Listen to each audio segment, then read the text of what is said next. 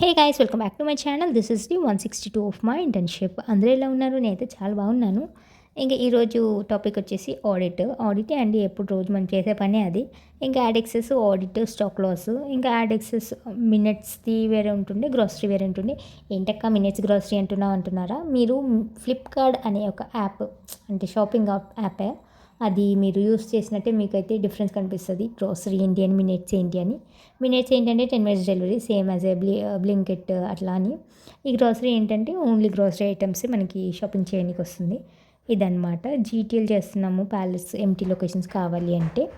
Most of the man power తీసుకునేదే teenagers. ఎందుకు అంటే ఒక ఇంటర్ డిగ్రీ అయిపోగానే వాళ్ళకి ఎర్నింగ్ కావాలి అనిపిస్తుంది.